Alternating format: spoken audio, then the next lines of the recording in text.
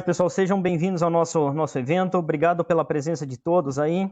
Obrigado ao Berton, Caron, Breno, Tom, pela questão da coordenação e organização da parte, digamos assim, de comandos e controles aí para que esse evento possa acontecer, né? Inicialmente, quero agradecer o Tom, né, que é o nosso presidente da Braves, né, por esse desafio que ele me fez e me cobrou e recobrou, né, Tom? Para organizar um evento. E aí, quando a gente começa a pensar, né, o que realmente é importante para nós como abravianos, para nós como abraves, em termos de formação, em termos de inovação, que é um dos nossos objetivos da Braves, né? E aí me fez eu parar para estudar, parar para ler, parar lá para pensar, né? E aí comecei a lembrar, né? Me formei em 94, trabalhei na Sadia, comecei a trabalhar em outras empresas. E em 2006 iniciei minha carreira de docente e fui começar a preparar as aulas, né? E a gente, depois de tempo de formar, trabalhando no campo, acha que sabe tudo, né? Ou tem quase certeza que sabe de tudo, né? Aí começa a preparar a aula, e para preparar a aula você tem que começar a ler, começar a estudar, né? E aí vários conceitos que a gente tinha certeza que eram verdade, né, passam a deixar de existir, né? E isso é uma coisa que desde aquele momento, né, que eu comecei a preparar a aula e você para estudar, mudou minha forma de pensar, né? Então, esse além de dar aula, que é uma coisa que eu faço por prazer, né? Esse tipo de coisa é uma coisa que também é interessante, também faço por prazer, porque me obriga, ou faz com que a gente pare um tempo para estudar, pare um tempo para aprender, né? E como diz um amigo meu, né, conhecimento é poder, e poder para a gente discernir o que é certo e errado, poder para poder tomar decisões de errar menos, né? E seguir em frente e melhorar como pessoa e como profissional.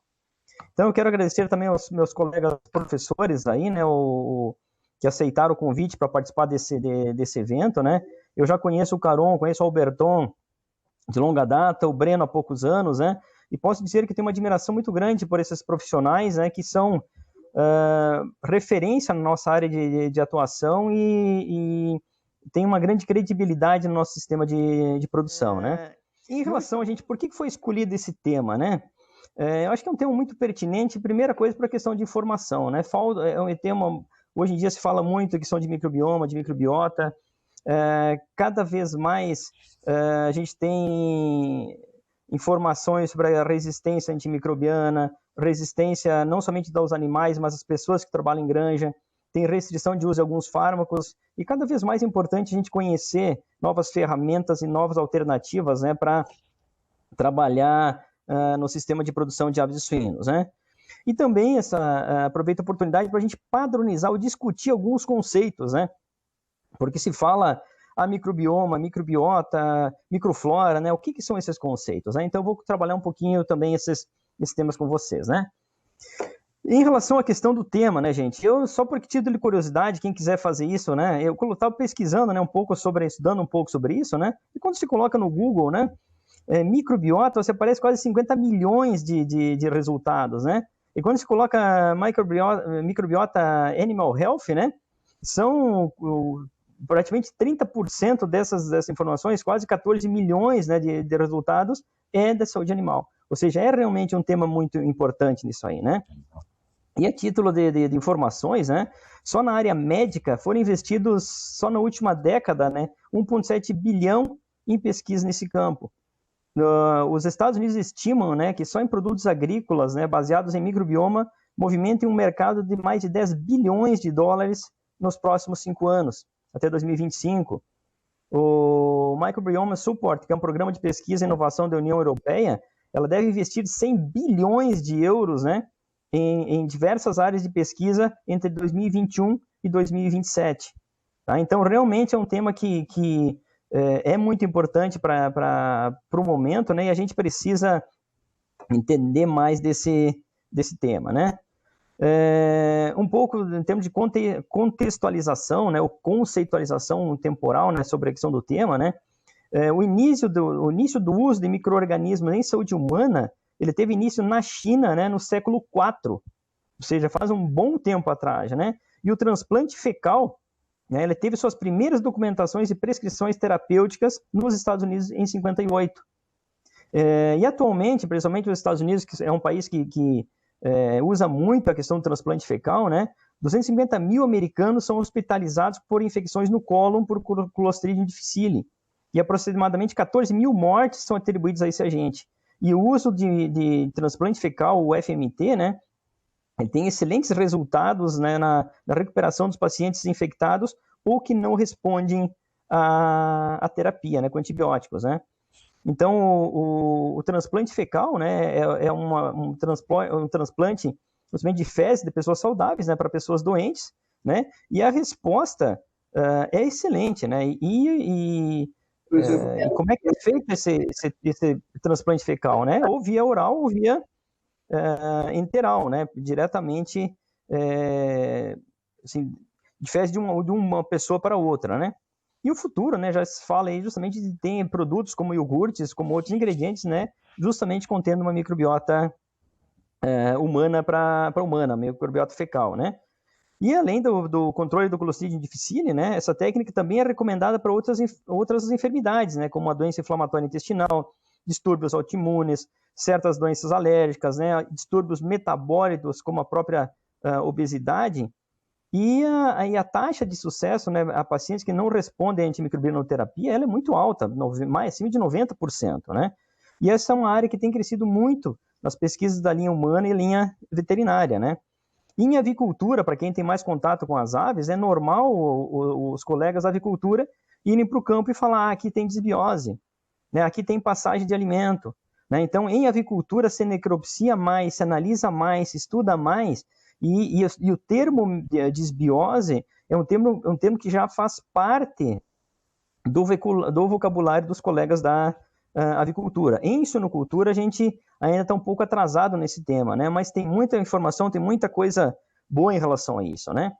E ainda para finalizar a parte humana, né? Hoje tem um projeto europeu, né? Que é o My New Gut, né? E ele está trabalhando com algumas cepas específicas de bactérias, né? Para controle de obesidade, de distúrbios metabólicos, de humor, né? E essas bactérias, né, elas trabalham influenciando as vias endócrinas e imunológicas que afetam a nossa saúde física e mental, né? Então, tem algumas bactérias, né, como o Bacteroides uniformes, né, que está sendo trabalhado para atuar nas funções metabólicas e imunológicas, reduzindo os níveis séricos de triglicerídeos, intolerância à glicose, controle de peso corporal, né? Outra bactéria, né, que é o bifidobacterium longo, né, tem um impacto positivo na percepção, né, do estresse, na qualidade do sono e na liberação do cortisol, né? E essa mesma linha de pesquisa, né, ela já é trabalhada há alguns anos, né, que é pelo MDG nos Estados Unidos, né, que é o Microbial Discovery Group, né, que desde 2007 estuda a correlação, né, de animais com alta performance e sanidade, né, com a microbiota. E os resultados, né, dessas pesquisas, né, os projetos que esses profissionais desenvolvem, mostram, né, que realmente tem uma correlação muito importante. E hoje, através de técnicas de diagnóstico, um PCR, o leite-fezes análise PCR, né, é possível já se antecipar a problemas sanitários, a desafios de cólera, a desafios de clostridio, né? É você fazer uma análise de um processo de produção para otimização de resultados de sanidade ou performance dentro de um rebanho. Eu acho que é interessante tudo isso que tu colocou, né, sobre doenças inflamatórias e cabe ressaltar, né, que muito do que a gente aprendeu sobre microbiota veio da saúde humana, porque hoje a gente tem correlação de microbiota com praticamente qualquer doença crônica. A gente já sabe câncer, diabetes e as próprias doenças intestinais, mas não só isso, doenças respiratórias, tudo isso hoje a gente sabe que existe uma correlação, tudo isso passa pela microbiota de uma maneira ou outra, né? Então, muita informação que a gente aprendeu e está usando na pecuária, de modo geral, para várias espécies, vem do conhecimento que foi gerado inicialmente na saúde humana, né? Antes da gente iniciar na questão dos questionamentos, eu gostaria de fazer alguns comentários em relação à questão de conceitos, né? Porque todo mundo fala microbioma, microbiota, microflora, flora, né? Então, como o nosso objetivo como a Abraves é a questão da formação dos profissionais, né? É importante que a gente use os termos corretos, né? Use termos atuais, né? Quando a gente vai discutir sobre esses temas aí. Então, do conceito, o que é microbiota, né? Microbiota é um termo usado para descrever os organismos que não podem ser vistos a olho humano. Você tem que usar técnicas laboratoriais, um PCR, né? Um microscópio, uma histopatologia, né? E essa microbiota compõe comunidades de organismos comensais. E quando a gente fala em organismos comensais, né, pode ser que são os bons ou são os normais, também tem os simbióticos, né, que são os micro-organismos benéficos ou que são úteis ao nosso organismo, e os patogênicos, que potencialmente eles podem ser ruins ou prejudiciais ao nosso organismo. Né? Então, quem é que compõe a microbiota? Bactérias, vírus, fungos, protozoários, os fagos. Né? Então, isso tudo é a microbiota. E esses micro-organismos, né, eles constroem comunidades que vivem potencialmente no mesmo habitat em um determinado ambiente. E em todos os locais, todo o nosso sistema tem uma microbiota. O intestino, nossa pele, o trato respiratório, nas plantas, na nossa mesa do computador, do escritório, no solo, né? Todo ele tem uma microbiota, tá? E o microbioma, gente, é a soma dos micro-organismos e seus elementos genômicos em um ambiente específico.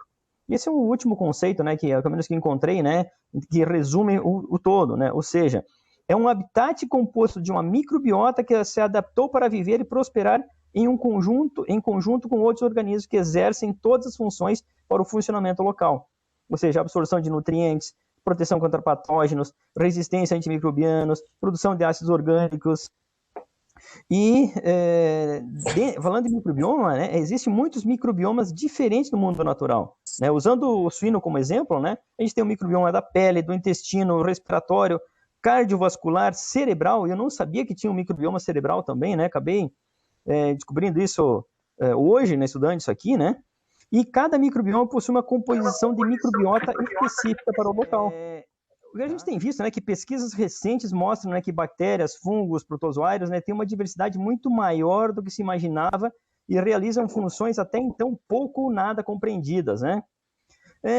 Dessas pesquisas todas, tu tem estudado bastante esse tema, né? Que descoberta mais recente chamou sua atenção e como é que a gente pode aplicar isso, né, no futuro para a produção animal?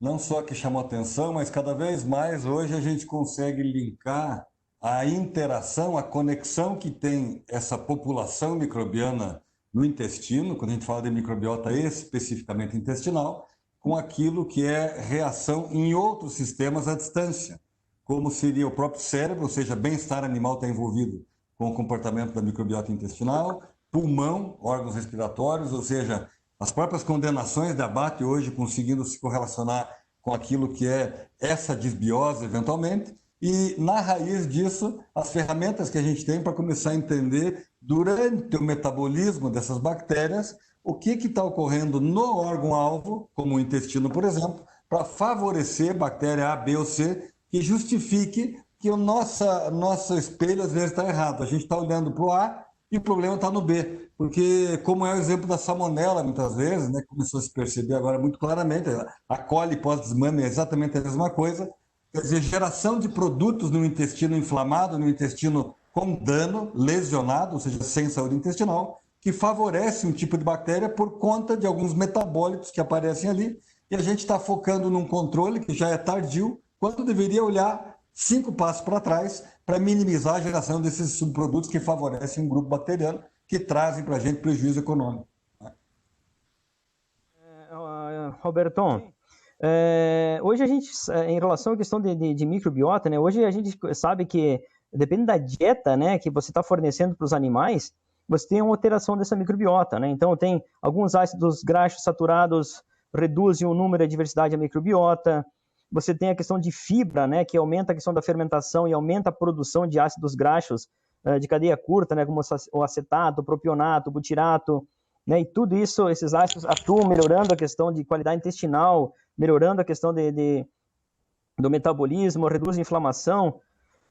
Como que a interação da microbiota com o ambiente hospedeiro pode ser avaliada, ou como essa interação se manifesta nos animais, né? O que muda com as estações do ano, com a dieta, com o passar do tempo? O que tu tem para nos dizer em relação a isso?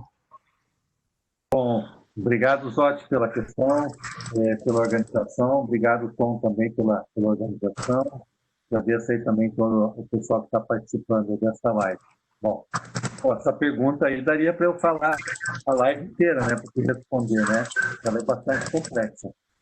E uma coisa que a gente tem que tomar cuidado quando fala de integridade, a gente parece que separa intestino e microbiota. E não dá para falar de integridade intestinal separando as duas coisas. São duas forças dentro digamos, que estão presentes, então não se separa intestino e microbiota. Até porque se o indivíduo não tiver microbiota, esse intestino não é desenvolvido, né? Então, em animais germes free, você vê um intestino que é totalmente ineficiente. Então, para falar em integridade intestinal, tem que pensar em integridade de microbiota conjuntamente. Então, quando você fala dessa interação com o ambiente, esse mesmo ambiente que vai formar a microbiota do indivíduo, eu vou imaginar um leitãozinho que nasceu, então ele tem um contato com a matriz, então ele vai lá mamar o colostro, ele se contaminou com a pele da mãe, e é resultado da microbiota da pele em contato com o ambiente onde essa porta está. Então o leitãozinho se contaminou e ao longo da vida ele vai continuar se contaminando.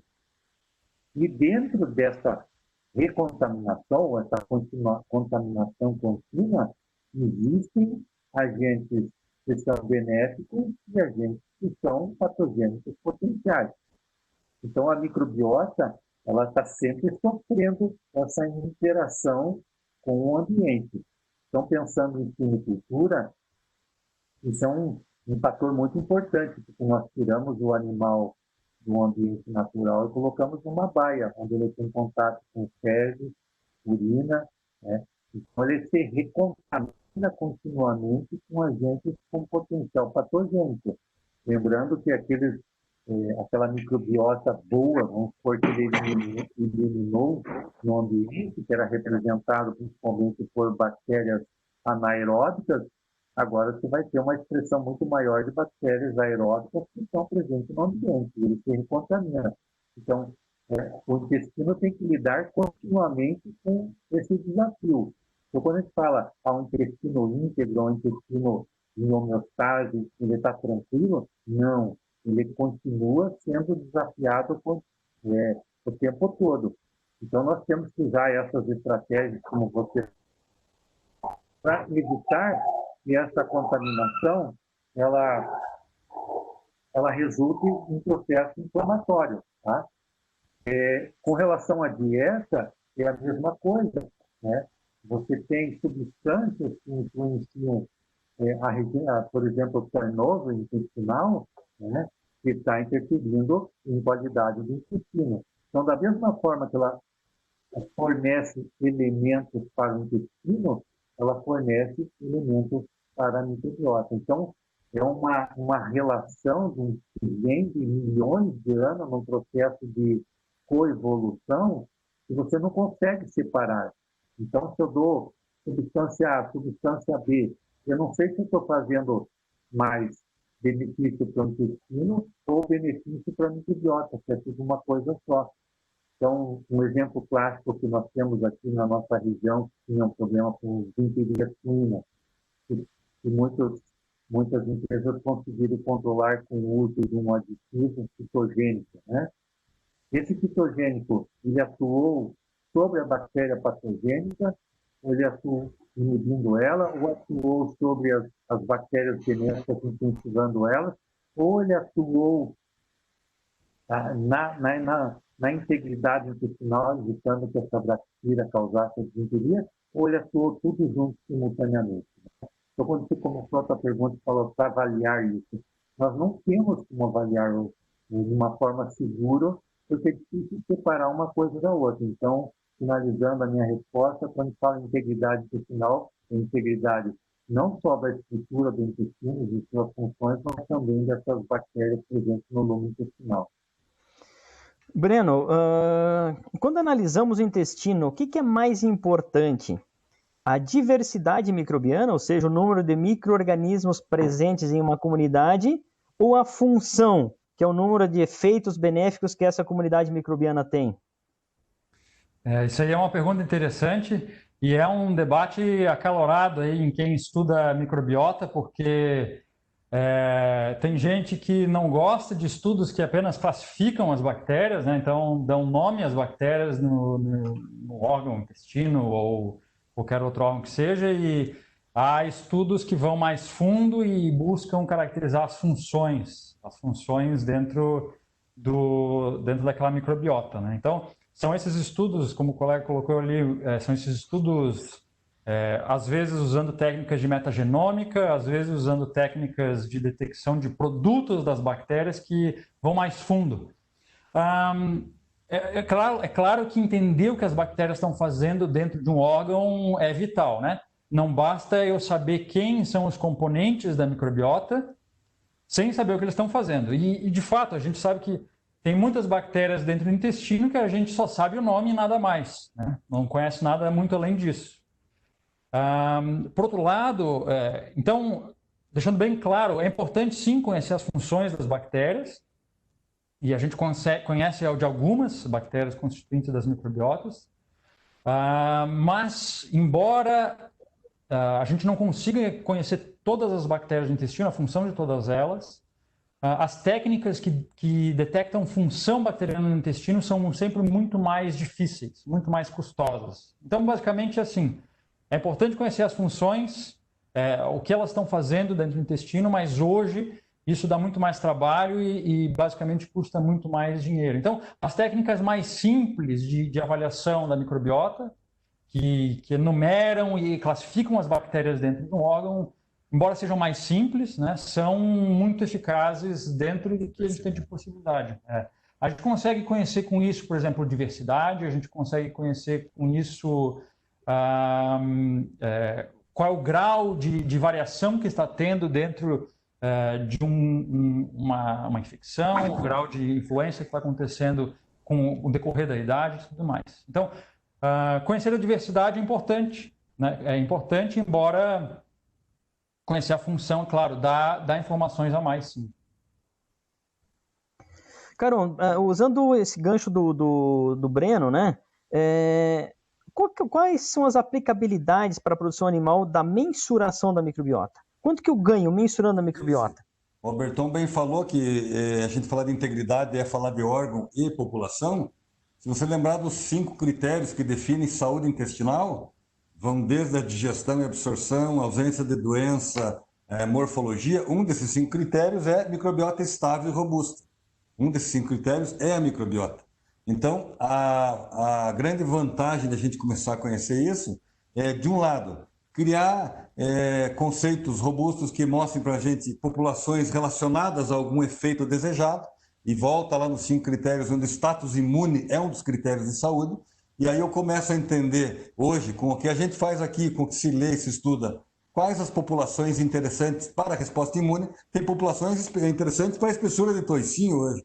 Então, isso começa a ser misturado, muito difícil, como o Breno falou nesse link, porque são muitas funções e hoje a própria microbioma já está ficando ultrapassada, porque o metaboloma começa a trazer para a gente respostas muito mais interessantes, só que ainda é muito caro, né? E complementando, finalmente, você uma vez entendendo qual é a prevalência de um tipo de bactéria, você começa a justificar por que aquele manejo lá no lugar, ou a nossa meningite como causa de muitos problemas, né, está relacionado. Exemplo claro, 2 exemplos claros. Se você imagina a deficiência de ingestão de alimento logo após o desmame no leitão, né, que é normal, muitos dos problemas de diarreia você resolve só melhorando a ingestão de alimento. Por quê? Porque dentro do resultado da saúde intestinal aumenta a permeabilidade, gera radical livre, desses radicais livres gera óxido nítrico, desse óxido nítrico forma nitrato, a Escherichia coli tem nitrato redutase, aumenta aeróbico, cai clostrídio e dá diarreia pós-desmame. Simples assim.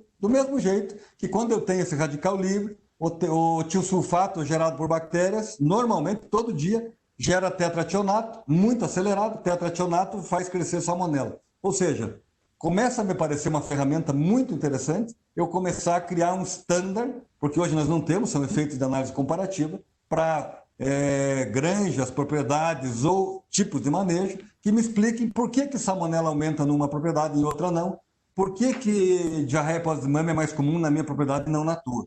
E linka muito na pergunta que você fez para o Geraldo. O Stein, que é um cara que pesquisa muito isso, o último trabalho dele, a conclusão é sensacional. Eu adoro a conclusão do trabalho dele, onde ele elenca vários aditivos, 10 aditivos pelo menos, de todos que vocês conhecem, e conclui: é impossível recomendar um aditivo. Não tem como. Por quê? Porque antes de eu pensar no aditivo, vem a dieta que determina com muito mais força qual o resultado que isso vai ter na microbiota intestinal. Ou seja, as recomendações práticas nossas têm que ser customizadas. É propriedade por propriedade, dieta por dieta, idade por idade, manejo por manejo, qualidade da água e um monte de outras coisas. E aí, quanto mais informação eu tenho, maior a facilidade do meu gerenciamento de risco. Muito bom. Alberton, seguindo nesses conceitos aí do professor Caron, a gente sabe, né, que regionalmente, principalmente aqui no Paraná, a gente aumentou muito a presença de Salmonella cholerae e Salmonella typhimurium, né, e nas fases de creche. Qual que é a correlação, né, da microbiota com esses agentes? Pensando principalmente um leitão na fase de creche. Bem, Zotti, bom, a primeira coisa que a gente tem que lembrar é que a salmonela é uma bactéria presente na microbiota, né? Se ela não está no indivíduo, ela está no ambiente, ela está no solo e fatalmente ela vai chegar no animal. Então são duas situações que nós temos que olhar de forma diferente. A presença da salmonela e a doença causada pela salmonela. Então, provavelmente essa salmonela já estava, né, se nós fôssemos analisar, se tivéssemos como analisar retroativamente, né, pegando amostras de tecidos coletados há 20, 30 anos, e encontrar essa salmonela talvez uma prevalência muito semelhante. Né? Hoje o que se tem mais é a curiosidade, as técnicas de diagnóstico mais difundidas, então está encontrando mais a salmonela.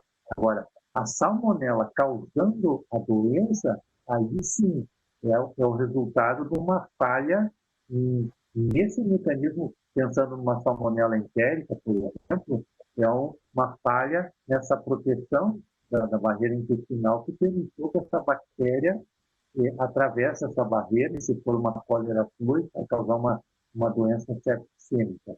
Né? Então, o que nós temos que entender é por que esse animal está com essa barreira intestinal comprometida. Né? Começa com um detalhe, por exemplo, que o Caron falou, o leitão recém-desmamado, muitas vezes demorando 24, 48 horas para se alimentar, né? Toda a questão de ambiente, de superlotação que nós temos nas creches, o problema da desbiose gerado pelo uso excessivo de antibióticos já na maternidade, impedindo que a mãe forme uma microbiota que poderia ser uma microbiota competitiva. Então, aquela questão que eu te falei, na resposta anterior, como eu falei, que o indivíduo ele é constantemente agredido e, de acordo com esse grau de agressão que ele tem por bactérias que ele recebe do ambiente, ele vai ter um grau maior ou menor de inflamação do intestino, né? Então, se esse indivíduo ele tem uma microbiota melhor estruturada, né, que ele recebeu da matriz lá na maternidade, sem influência do antibiótico, é provável que, quando ele tiver um desafio dessa salmonela, ele pode até se tornar portador dessa salmonela. Mas essa salmonela vai ficar no cantinho dela sem causar problema. Agora, se ele já tem uma desbiose e tem uma integridade comprometida por conta disso, e associado ao estresse e outros fatores de risco, essa salmonela começa a ultrapassar essa barreira. Então, a salmonela em creche e em outras fases, para mim, é um indicador biológico que falha no processo de distribuição, quer seja em biossegurança, mas também numa falha de garantir ao animal a possibilidade de uma homeostasia intestinal, né? Quer seja, por exemplo, com detalhe de superlotação, que a gente vivencia na suinicultura desde que nós começamos a usar genéticas de hiperpolícia. Então, isso acaba explorando em algum ponto. Né? Tá? Falando em ponto, né, quando a gente olha lá atrás, quando tinha aqueles pontos do MADEC, né, que ele recomendou para o controle de circovirose, que hoje estão praticamente abandonados na suinicultura. Então, cada vez que a gente abandona um desses pontos, nós criamos oportunidade para uma desbiose. E, consequência disso, a salmonela aproveitam, né? Porque é uma bactéria que ela não é boa competidora, mas ela acaba encontrando oportunidade para essa competição dentro do intestino. Breno, aproveitando também o gancho dos dois comentários, né? A mensuração da microbiota, né? Você que trabalha principalmente com esses métodos de diagnóstico, né? Como é que eu posso mensurar uma microbiota de um leitão, por exemplo, na fase de creche, para dizer se essa microbiota está boa ou está ruim, né? É possível fazer isso? Qual que é o melhor método para isso? Como é que me fala um pouquinho sobre esses processos aí. Legal, obrigado pela pergunta, Zotti. Então, se a gente quer entender, como o professor Geraldo estava falando, né? Se a gente quer entender se a microbiota está saudável, eu preciso medi-la, né? E daí até entram essas discussões de quais são os melhores métodos. Bom, os métodos mais utilizados hoje, e não só aqui por nós, nosso grupo, mas na literatura como um todo, os métodos mais utilizados são os métodos de sequenciamento, tá? A gente não consegue medir a microbiota com os métodos de microbiologia convencionais, né? Embora a gente esteja falando de microbiota e como, de novo, ele falou ali de bacterioma, né? A gente está trabalhando com bactérias, mas são bactérias que não crescem nas condições que a gente está acostumado a trabalhar num laboratório de microbiologia. Então, os métodos de sequenciamento vieram para resolver esse problema. Se elas não crescem, como é que eu identifico elas? A gente identifica sequenciando um pedacinho do genoma delas e daí consegue classificá-las em famílias, gêneros e às vezes em espécies. Tá? Então, sequenciar a bactéria vai me dar a identificação dela. Métodos mais avançados que vão entrar nessa classificação aí de metagenômica e compreender o genoma como um todo, vão me dar não só o nome da bactéria, mas vão me dar uma informação sobre o que ela faz também. Então, eu tenho diferentes capacidades de falar em sequenciamento. O que eu vou sequenciar nessa bactéria?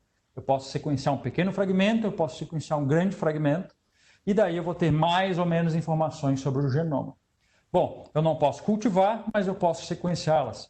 E eu posso avaliar a microbiota de uma maneira indireta, como tu falou, por função, né? Como por metaboloma, como o professor disse aqui. Metaboloma é não entender, eu não sei quem são as bactérias que estão no intestino, mas eu sei o que elas estão fazendo ali. Então, é uma segunda maneira indireta de conhecer a microbiota. Tudo isso eu estou falando sobre bactérias, mas a primeira pergunta do evento, ele falou sobre outros micro-organismos. Então, a gente tem o viroma também. A gente pode também sequenciar os vírus que estão presentes numa amostra. São técnicas mais complicadas, muito mais custosas também conhecer os vírus e às vezes até mais confusas de se interpretar, tá? Mas o importante aqui, eu acho que, pensando numa maneira muito prática, é que de tudo isso que a gente tem aqui, praticamente só a identificação das bactérias é feito de uma maneira relativamente rápida, tá? As outras técnicas mais profundas, como viroma e sequenciamento completo ou um sequenciamento mais profundo dessas bactérias, são restritas a laboratórios de pesquisa, basicamente. Infelizmente, a gente não tem nada mais elaborado de técnicas a campo para medir a microbiota intestinal, né? Embora hoje a gente saiba que até conhecer a relação entre gram-positivos e gram-negativos no intestino seja de grande valia. Então é uma coisa simples, né? Eu sei que tem tantas gram-negativos e tantas gram-positivas. Pode parecer muito rudimentar, mas isso por si só já é importante e já nos traz bastante informação. Mas, infelizmente, nada. Ainda não temos um sensor a campo que a gente possa usar lá nos animais para me dar essa resposta em tempo real. Uma pergunta do público, né? O Geder, eu vou direcionar isso para o Caron por ordem já de sequência, né? Falando em probióticos, é correto afirmar que um produto com maior número de micro-organismos em sua composição tem maior eficiência ou melhor resultado comparado com um produto que tem apenas um micro-organismo? Depende do porquê que você está usando. Se a tua ideia é gerar maior diversidade numa fase precoce, o que é sempre recomendável, você administrar uma diversidade maior também de micro-organismos bem adaptados, pode ser uma vantagem competitiva em relação a produto comparado a outro. Mas isso não é uma verdade absoluta, porque se você estiver pensando, por exemplo, num controle de Clostridium, eventualmente, existem outros probióticos que têm cepas que produzem mais de 60 antibióticos conhecidos naturais que controlam com mais eficiência aquele alvo que você quer controlar. Então, de novo, a recomendação não pode ser feita como uma linha reta. Você tem que antes perguntar o que você quer com esse probiótico. Não só probiótico, mas dentro da pergunta do Gério, o que se quer com o probiótico. Pensando em administração precoce, sim, via de regra, sim, mas tem que perguntar um pouco mais antes. Hoje a gente tem probióticos que vão desde uma cepa, né, até probióticos de microbiota indefinida, ou seja, probióticos que são basicamente um extrato de bactérias de um animal.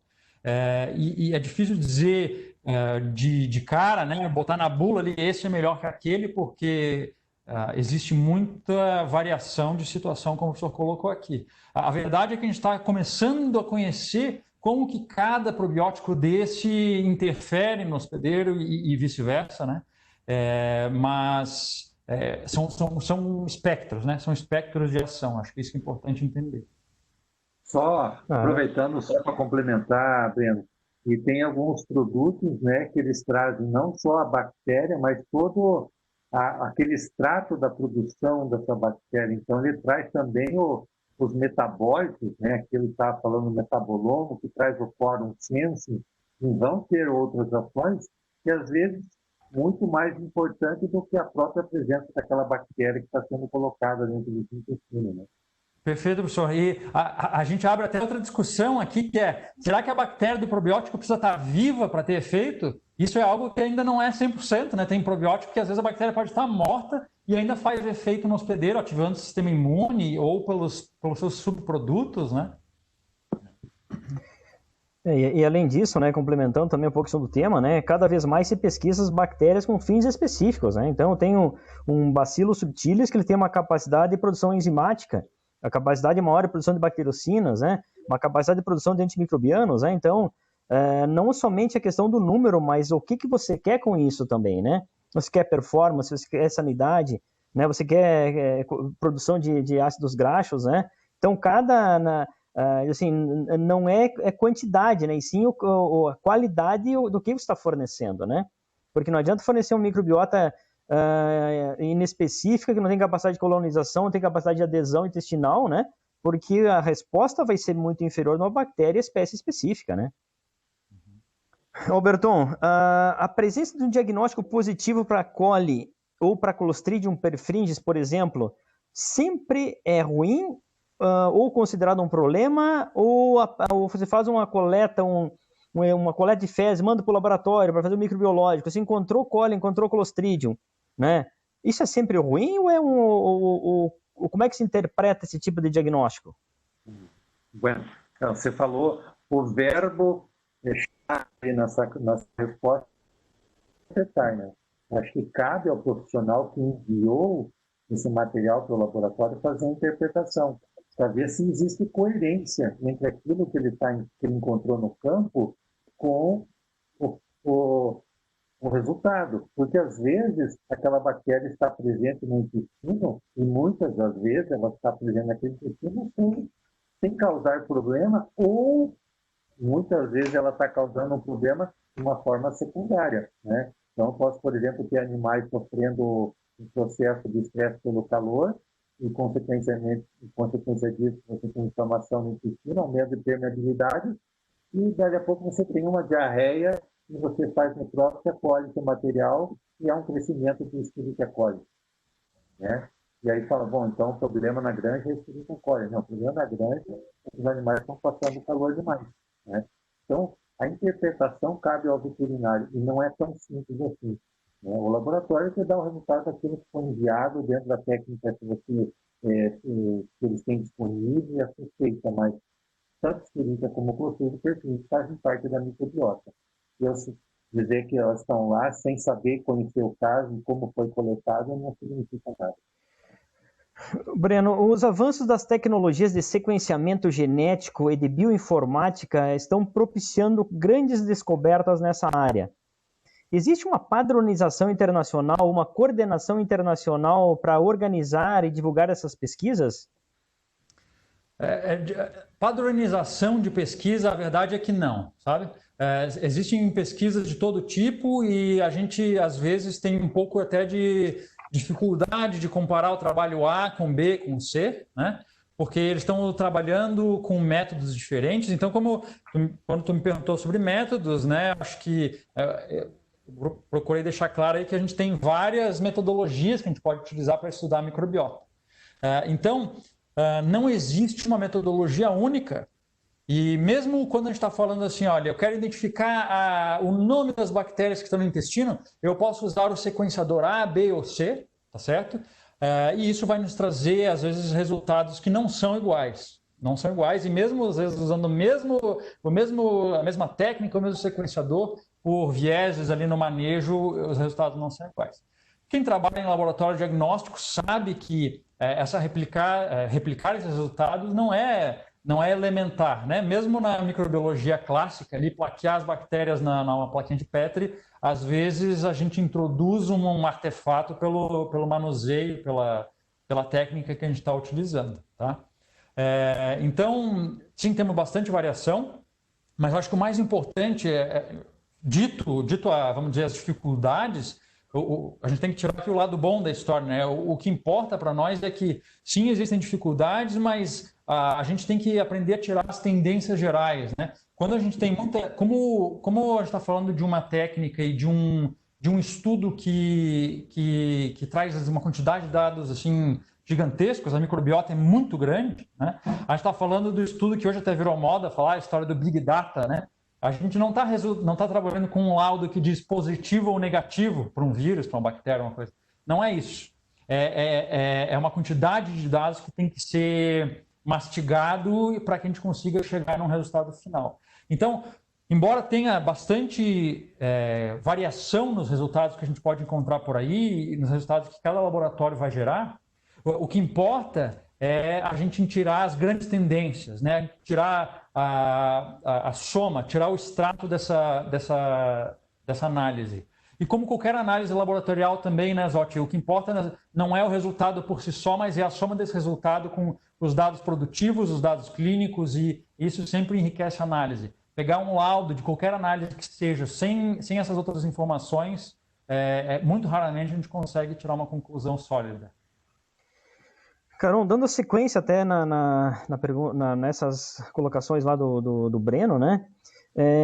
Como é que a gente pode comparar dados de trabalho e pesquisas de microbiota? Zotti, a ideia de extrapolar aquilo que você faz a nível de pesquisa, trabalho relacionado à microbiota e conectar com o campo, não é muito diferente do que se vê com outras áreas científicas, onde o trabalho tem o objetivo de isolar um resultado ou isolar uma análise para você poder concluir que aquilo segue um caminho. E em nível experimental, isso é conduzido para isso, quer dizer, é um experimento. E a campo, nem sempre você consegue isolar da mesma forma. O fato é que a campo, seja no experimento a campo, ou seja no dia a dia, na rotina a campo, você está extrapolando aquilo que uma vez já foi lido e estudado, e aquilo é uma seta, uma inferência para você, para desconfiar ou para suspeitar, e aí a história daquilo que a gente fala no diagnóstico. Se a tua suspeita lá no dia a dia vai ser fundamentada ou não. É muito, muito útil você ter uma compilação de muitos dados de experimento, seja teu, seja do que você leu, do que você compartilha com colegas, para aquilo fundamentar a tua suspeita. Quando naquela suspeita o problema for salmonela no abatedouro, salmonela como doença clínica, diarreia pós-desmame ou qualquer outra coisa, não importa, a gente está falando muito de bactéria, mas pode ser até vírus, a tua fundamentação depende da quantidade de informação que você adquiriu dos experimentos. Então, dá para pular do experimento para o campo, em resumo? Sim, mas não diretamente. É uma inferência. O Luiz, lá do Peru, está perguntando, né, se é importante utilizar bacilos subtilis e ligniformes em porcas prenhes lactantes para redução da mortalidade e ganho de peso em leitões desmamados. Qual a tua opinião em relação a isso, Alberton? Obrigado aí pela pergunta, mas assim, eu não me recordo de ter lido algum trabalho específico olhando esses agentes para essa finalidade em alimentação dos mamados. Agora, quando você olha na natureza um animal ele tem o contato com o solo, que tem a grande presença desses tipos de bacilos, é de se esperar que a administração, quer seja via oral ou na forma de modulação biológica aplicada no ambiente, ela seja favorável. Agora, o quanto isso pode resultar em benefícios ou técnico, eu desconheço. Talvez até isso não se mostre num experimento em termos de conversão ou até ganho de peso diário, mas isso resulta numa melhor microbiota e talvez em fases subsequentes isso pudesse gerar um benefício de longo prazo e até o abate. Né? O problema da fase de teste ela é muito curta e às vezes há uma interferência lá no início do desmame e você não consegue medir até o final dela. Quando você recebe uma análise, né, de material, de conteúdo intestinal, e você encontra a presença de lactobacilos, a presença de lactobacilos numa análise sempre é bom? Como é que eu atribuo esse achado? Legal. É uma pergunta, eu acho que é uma pergunta, vamos dizer, do outro lado da moeda, daquilo que o professor Geraldo respondeu sobre E. coli e Clostridium, né? A gente aprendeu na faculdade de veterinária que E. coli e Clostridium são patógenos e lactobacilos são bactérias probióticas, né? Então, lactobacilos no Yakult. Mas nem todo lactobacilo é igual, tá certo? E cada isolado é, na verdade, uma bactéria diferente em termos probióticos, né? E o nosso intestino não tem uma espécie de lactobacilos. Então, dentro do gênero, nós temos muitas espécies. O nosso intestino não tem uma espécie de lactobacilo, mas tem muitas, né? Então, assim como um probiótico de lactobacilos não é igual a outro, cada lactobacillus dentro do nosso intestino não é igual a outro. Dito isso, a literatura costuma simplificar isso, né? Como a gente não conhece a função de muitas bactérias, em geral, a gente interpreta que se tem mais lactobacilos, isso é benéfico. Eu já levei uma bronca, às vezes, de um revisor de artigo me dizendo que lactobacilos não é, por si só, algo benéfico, né? Lactobacilos é uma coisa muito grande para a gente dizer se o gênero é bom ou ruim. Então, quando eu vejo mais lactobacilos, o que isso significa? A priori, não significa muito. Ele é um indício, sim, de que eu tenho mais bactérias ácido-láticas, o que a gente sabe que tende a ser benéfico, né? Quando eu analiso a microbiota, eu não analiso uma espécie por si só. Então, é muito difícil tirar lactobacilos, Escherichia, Clostridium e dizer se esse aumento ou se essa redução sozinhas significam uma microbiota boa ou ruim. O que a gente precisa fazer, como eu disse, é analisar um conjunto de dados, né? Então, se eu tenho análise de lactobacilos, sim, mas somado a outros dados da microbiota, como riqueza da microbiota, como diferenciação entre essa microbiota e uma microbiota doente, né? Então, fazer essa comparação é importante, já que a gente não tem valores de referência. Tudo isso é que a gente leva em conta para análise de um resultado de microbiota. Então, é um pouquinho mais complexo do que ver simplesmente aumento de lactobacilos ou redução de Escherichia coli, né? Assim como a Escherichia coli pode ter fatores de virulência, o lactobacilos pode ou não ter produção de antibióticos naturais, por exemplo. Então, tem bastante coisa a mais de apenas conhecer o gênero que está dentro da microbiota. Caron, a pergunta do Vladimir Fai da Silva. Pensando em uma determinada população, animais no galpão, com a mesma ambiência, com a mesma nutrição, né? Como é que a gente lida com a variabilidade entre indivíduos quando pensamos na mensuração e tipificação da microbiota para utilizar esse meio, né, para fazer um controle via algum aditivo, né, indo no conceito de customização? Eu tenho a impressão que a ideia de customização ela é populacional e não ambulatorial. Quando a gente que trabalha com animais de produção, aves e suínos principalmente, a gente sabe o que é imunidade populacional e o que é reação populacional. Quem trabalha com cavalo talvez entenda mais o que é ambulatorial, ou seja, o indivíduo.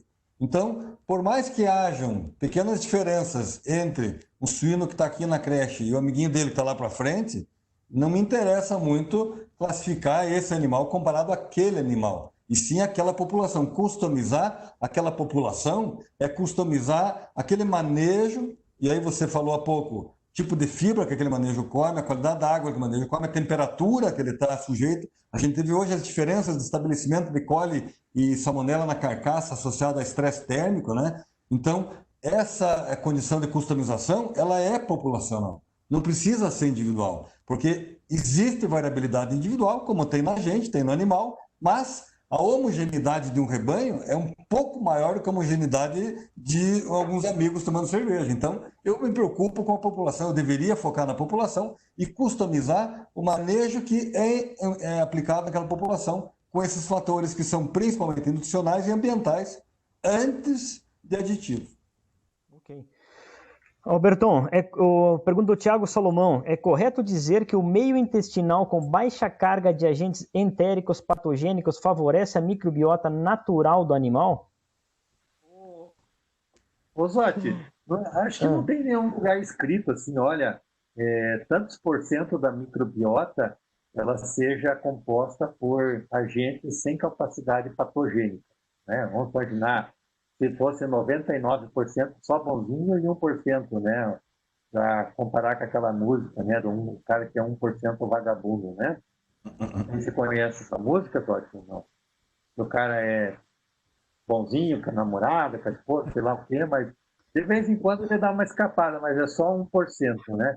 Então eu não sei se é 1% ou é 10%, mas quanto menor for essa proporção, melhor é. Agora, nós não podemos estar preparados para aquilo que nós não conhecemos.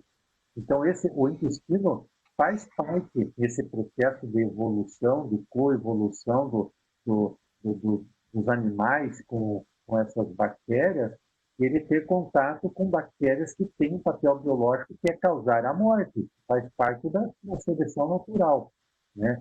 Então, a partir do momento que o indivíduo ele recebe essas bactérias com potencial patogênico, né? Vamos imaginar um leitãozinho que se contaminou com a mãe contaminou ele com uma coli, contaminou com uma pastorela, com streptococcus.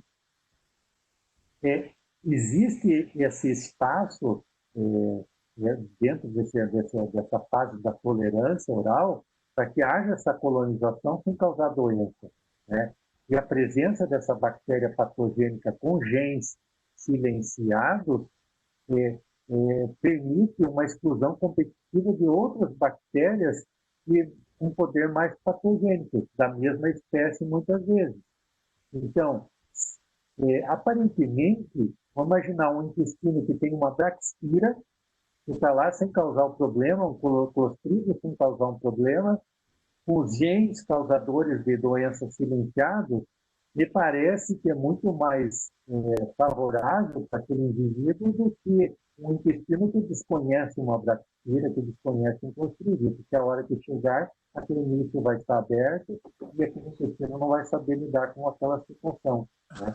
Então... Interessante a pergunta. E hoje mesmo eu estava lendo um trabalho mostrando sobre surtos de salmonela.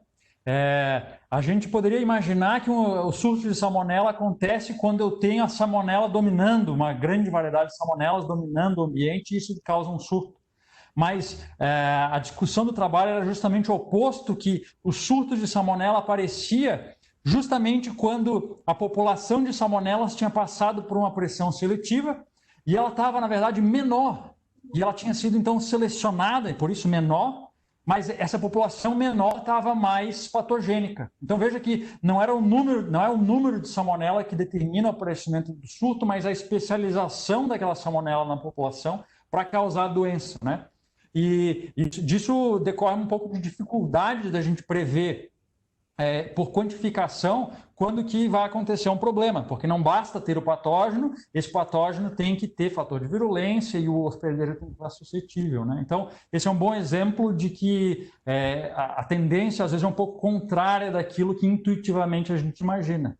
Então, menos salmonela pode ser pior para o hospedeiro, porque esse número menor significa que ele passou por um período de seleção e, por isso, maior patogenicidade. Tempo maior, né? A pergunta do Jefferson aqui, né? Do Caron, né? A importância de estabelecer indicadores de microbiota, ou seja, micro-organismos que possam indicar qualidade ou falta dela em amostras de fezes dos animais.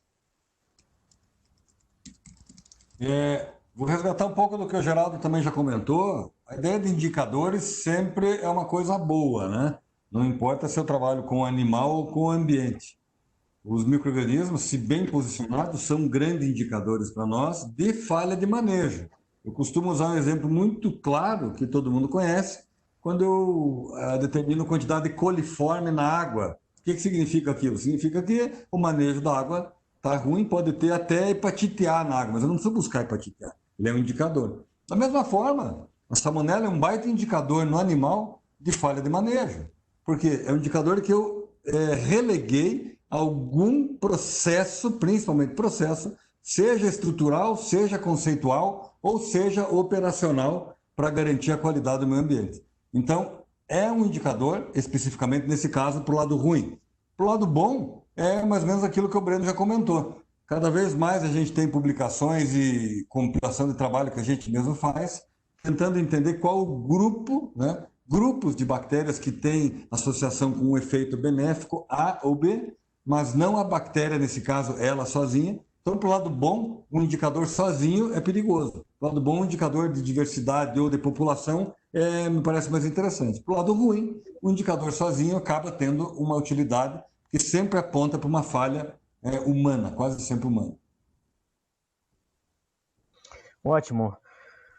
Do Álvaro Burim, existe um padrão de comportamento da microbiota em relação à idade dos animais, seja aves ou suínos? Existe. Existe sim. A microbiota começa muito simples, né?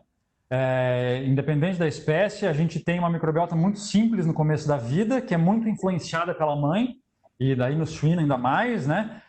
Então, a mãe determina de uma maneira muito forte a microbiota e, por isso, influenciar a mãe, ou foi uma das perguntas para o professor Caron, né? Influenciar a mãe tem um impacto muito grande nesse sentido. E a microbiota vai se tornando complexa, né? E a diarreia que a gente tem pós-desmame, por exemplo, ela vem dessa incapacidade de uma microbiota simples de lidar com esse período de transição, né? Então, quando a microbiota vai se tornando mais complexa, ela vai ganhando capacidade, vamos dizer assim, tá? Então, uma das características mais marcantes da microbiota adulta ou madura é a complexidade, não só de número de bactérias, mas de funções, como a gente estava conversando antes, né? Então, talvez a característica mais marcante aí seja essa, complexidade. É verdade. Como o microbioma influencia a estimulação do tecido linfóide associado às membranas mucosas? A pergunta, vamos transformar em como a população bacteriana, né, influencia a formação desse tecido linfóide. De uma maneira muito simples, a gente sabe que é o estímulo antigênico que favorece a maturidade desse sistema linfóide, principalmente o das mucosas, que é a porta de contato com o ambiente externo. Isso quer dizer que se eu fosse comparar um suíno que nasceu agora, gnotobiótico, ou seja, sem colonização, e eu deixasse ele numa bolha esterilizada, fosse analisar ele com 2 meses de idade, ele seria um animal com um péssimo sistema imune, porque ele não precisou amadurecer. É mais ou menos como aqui no Brasil, lá no Peru, eles devem falar também, como a nossa avó dizia, põe o pé descalço, põe o dedo sujo na boca para criar anticorpo. É mais ou menos isso. Eu preciso dar uma microbiota, isso chama-se colonização e não necessariamente contaminação, para que essa colonização seja favorável à maturação. A maturação do sistema imune, ela é resposta dependente, estímulo dependente. Eu tenho que estimular para ele poder amadurecer. Se eu não estimular, ele não precisa amadurecer. Então, a colonização ideal está muito associada ao que é a natureza, que vem desde a mãe, e artificialmente o que a gente vem aprendendo com processos e produtos hoje. Ok, uma questão do Ivan Bianchi, né, para o Breno, né? Em que momento é o ideal para colher a amostra em suíno pensando em estudo e em que pontos devem ser coletados? Legal. Obrigado pela pergunta, Ivan colega. Então, amostras de animais muito jovens vão ter esse problema que eu falei para vocês agora, de que ele vai estar passando por um período de transição, né? Então, pegar a amostra de animal muito jovem é difícil de interpretar, porque um dia ela é uma coisa e no dia seguinte ela já é completamente diferente. Ao contrário de uma microbiota madura. A microbiota madura é muito mais resiliente, muito mais... ela segura muito mais alterações. Então, se eu introduzo um desafio para uma microbiota madura, ela não se altera tanto quanto uma microbiota jovem, tá certo? Então, o risco de pegar uma microbiota jovem demais é a incapacidade de compreender o que está acontecendo, porque ela está mudando muito rápido. Então, sempre que a gente puder pegar mais para o final de uma avaliação, né? Se eu estou avaliando uma intervenção, por exemplo, ela vai refletir melhor essa avaliação, essa intervenção, do que se eu pegar muito próximo à intervenção ou de animais muito jovens. Então, a minha recomendação, em geral, é esperar um pouco, basicamente, né? Claro que a gente precisa entender as particularidades, mas tem que esperar alguns dias para que a microbiota mude, reflita essa intervenção e a gente consiga detectar isso na microbiota. Do lugar. Então, Caron, por gentileza, suas considerações finais aí sobre o tema que nós debatemos hoje. Em primeiro lugar, queria agradecer a vocês, ao Tom, pelo convite, à Braves, e parabenizar por essa iniciativa, e a todos que estão ouvindo aí. Espero que estejam todos aproveitando o máximo. Para a gente sempre é um grande benefício. E como consideração, focado especificamente no tema que vocês propuseram, eu acredito que cada vez mais consolidar essas relações entre colegas e empresas que buscam entender a importância dessa população, que vem trazendo cada ano um conceito diferente para a gente, vai facilitar aquilo que é ferramenta útil no campo para a gente resolver de forma prática e rotineira os nossos problemas. Ainda, como o Breno falou, eu acredito também, a gente está começando a surfar numa onda que, pela própria mudança, acaba trazendo esses conceitos diferentes daquilo que se acreditava, né? E, para finalizar, eu poderia dizer, tem livros que a gente conhece, eu mesmo havia lido, né? 10% humano, onde se fala que a população bacteriana ou a quantidade de células de bactéria é 10 vezes aquilo que é a célula do próprio animal, em quantidade, né? E a Science publicou, larga essa bobagem, isso é uma besteira, isso não existe. Não é 10 para 1, é 1 para 1. Então, aquelas coisas bonitas, como a Science diz, românticas, a gente já viu que a gente falava besteira. Então, tem tanta coisa mudando que a gente precisa compartilhar isso aí cada vez mais. Roberton, suas considerações? Bom, acho que o muito importante quando a gente fala de microbiota, fala de eubiose, que essa conversa é muito diferente do que quando nós abordamos antibiótico. Quando a gente fala de antibiótico, você coloca o antibiótico e pronto, ele vai agir, quer seja eliminando as bactérias ou atuando como promotor de crescimento, né?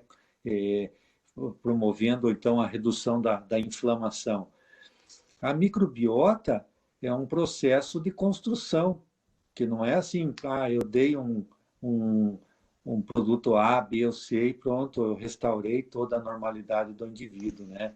Então, migrar da suinocultura com o uso excessivo de antibióticos para uma suinocultura onde nós vamos olhar microbiota e buscar a desbiose, compreende também nós resgatar as boas práticas de produção e pensar que a microbiota é essa construção que vem desde o processo das porcas, núcleos, nas granjas núcleos, granjas multiplicadoras, e aí olhar isso dentro da gestação, maternidade, creche, recria, terminação. Não dá para simplesmente, em um dado momento, eu bloquear e falar, não, agora aqui nessa fase da engorda eu não uso antibiótico, agora eu vou trabalhar com produtos naturais, se esse processo de construção não foi bem feito. Então, todos os elos da cadeia têm que estar muito bem conectados e falando a mesma língua. Então, é possível, sim, resgatarmos eubiose e mantermos os bons índices de produtividade, sim, mas sem as boas práticas de produção, isso não será possível, tá? Então, é um processo integrado, tá? E, mais uma vez, parabéns aí à organização por esse evento. Um abraço a todos. Breno, por favor, suas considerações. Legal. De novo, eu também agradeço pelo convite para participar. E a minha mensagem é de que nós estamos abrindo aqui uma área de intervenção que a gente não conhecia há pouquíssimos anos. 2 anos ninguém falava sobre isso, né? Então, antes a gente tinha o nutricionista dizendo vamos fazer assim que vai melhorar, e o geneticista dizia vamos fazer assim que vai melhorar, e o sanitarista, cada um por sua vez, né?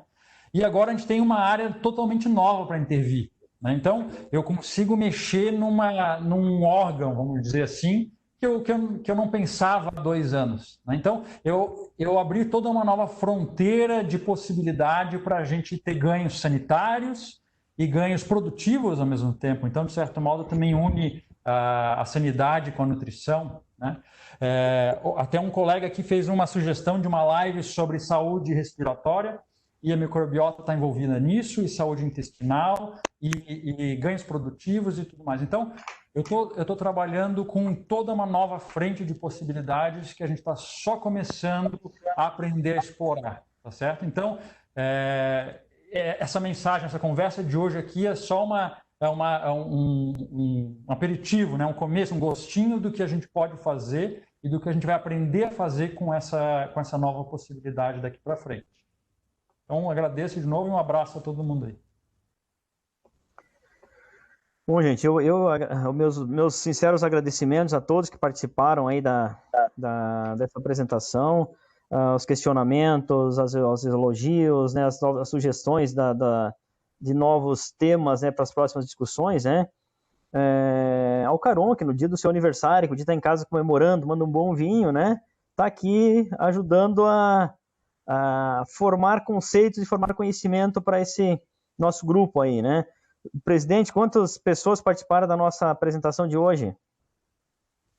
Primeiro de tudo, Zotti, nós tivemos, até onde eu vi aqui, 154 pessoas prestigiando a data festiva com aula, né? Então, nós estamos agora com 90 participantes e os comentários estão sendo extraordinários. Depois eu compartilho com todos vocês os comentários aqui do nosso pessoal, né, de todo o público. Nós tivemos pessoal de fora, do Chile e Peru, pelo menos que eu consegui identificar. Nós também tivemos aqui um colega dos Estados Unidos participando também. Então, nós temos pessoal de fora nessa nossa conversa. E gente de todo o Brasil. Então, meus agradecimentos, né, ao Caron, ao Berton, ao Breno, né, pela atenção. A gente já estava desde a semana passada já discutindo, né, temas e assuntos e perguntas, né, para que a gente pudesse tornar esse momento mais produtivo possível, né? Então, mais uma vez, muito obrigado. E Tom também, obrigado pela tua dedicação, né, a Braves, né? Tu tem feito um trabalho excelente não somente na nossa Braves Paraná, né, mas na Braves como um todo, né? Então um abraviano de coração, né? E assim, muito bom essa tua atitude de cobrar a gente, né? Para a gente se mobilizar para fazer esses eventos, né? Fazer essas coisas acontecerem, né? Então, meu agradecimento a todos. E agora... O Mauro Fellini, por favor, você como idealizador do Grupo Mercado Brasilis, né? Teu microfone está aberto, eu acho. Está aberto aí, Mauro. Por favor, abre o teu vídeo aí e faça a tua participação para nós encerrarmos, por gentileza.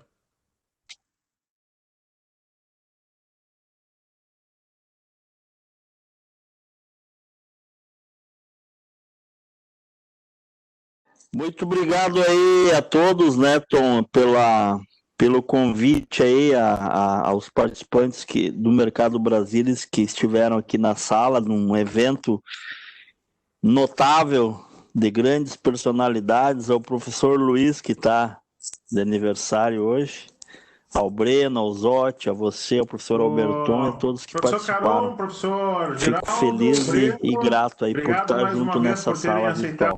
Um abraço a todos. E aí eu quero enfatizar o que o Zotti falou a respeito da Braves Paraná.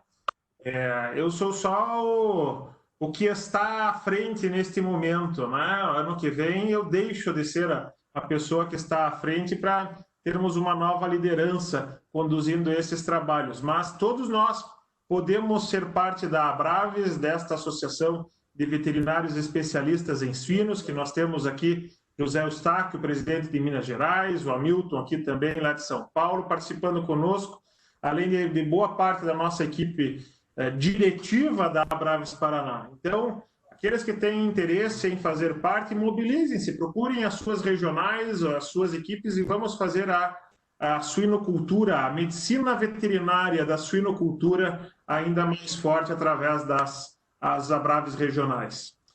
Pessoal, em nome de toda a nossa equipe, mais uma vez, obrigado. Obrigado aos debatedores, um obrigado especial a todos vocês que nos acompanharam ao longo deste tempo.